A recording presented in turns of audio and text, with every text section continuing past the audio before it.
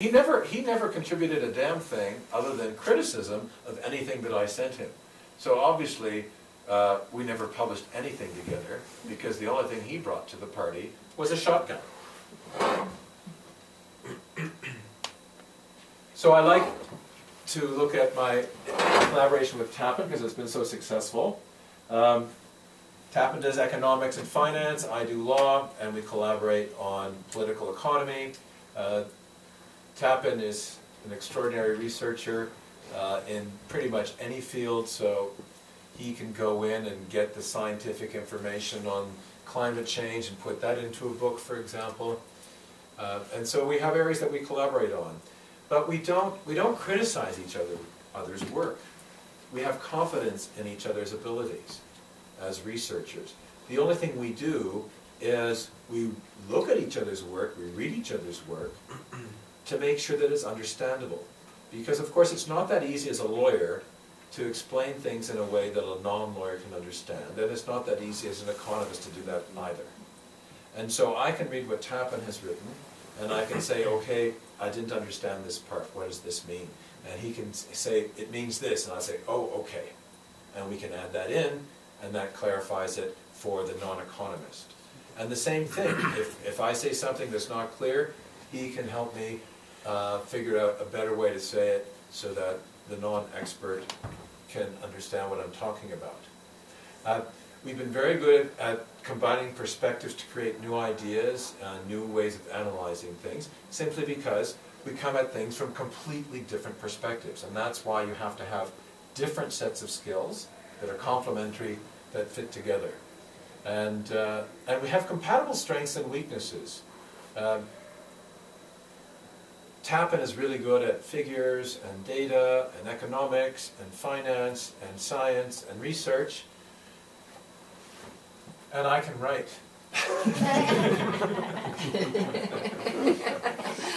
You only write the shopping list. I do all the proposals, for example. Okay. I do all the book proposals. I do all the law stuff. I do the final edit. I make sure that all the pieces fit together. I connect all the dots. We know what each other is good at after working together for so long, and so Tapen will say to me, "Okay, work your magic," and I know exactly what I have to do.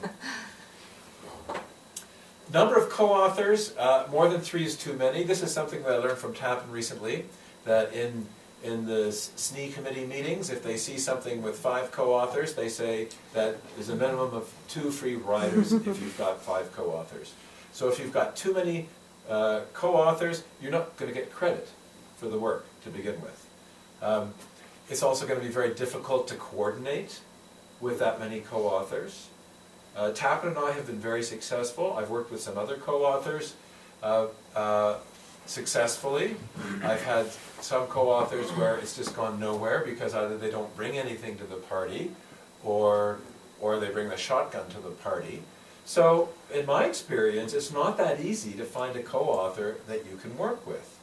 And so finding many that you can work with together, I think the more there are, the more difficult it gets to coordinate things. And personalities are important in this as well. So I think it's very, very difficult to have a lot of co-authors. Unless it's an edited volume. If it's an edited volume, that's a different story. Because then you're not having to collaborate, are you? You're just each doing your own thing and sticking it in, and whoever is the editor of the volume has to chase everybody down to get things done. And the order of co-authors is alphabetical, or it's by degree of contribution. And it's hard to figure out how that's going to work out if you've got too many co-authors. So you really do have to think about these things. Ralph, or yes. Tapen, to what extent is it a rule that the second writer is contribute less than the first writer? Is it a rule or no? No, it's not the rule, but I'd say as a practice, that's the way it works. And so, for example, Tapen and I, if we think that we both contributed roughly the same amount, then we put it in alphabetical order. And so that works out in my favor. Tapen's a very generous guy.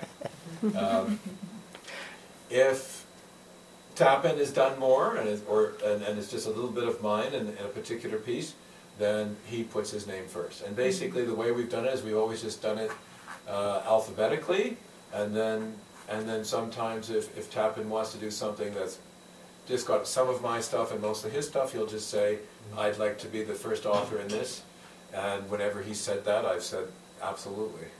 So that's because in the SNI application, you have to put the order of the authors. No? Yes. First, To see whether you were the second, first or the second. and it resembled like that. But the that's- second is not the same as. But this also goes back to why it's important to do stuff as a sole author as well. Because people, if you're working with co-authors all the time, people are going to start to ask, well, why is that the case? And if you're working as a sole author and you have your own publications and they're good publications, then people are going to say, okay, well, this looks like a relationship of equals. No, as a long-time evaluator for SNI, I have seen, for example, there was one case where the person had 6 books, everything co-authored, and there were 9 co-authors, and they were all from the same department, and every single person's name appears in this whole list. Yeah. So the same people in different order in different books.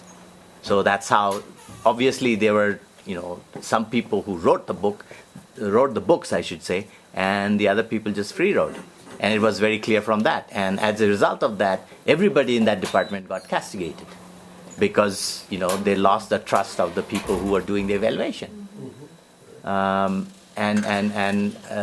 order, well, a lot of the times the order matters in the sense that if it is typically, the person who is a senior author appears in the list, then the presumption, not always true, presumption is the senior author did most of the important stuff.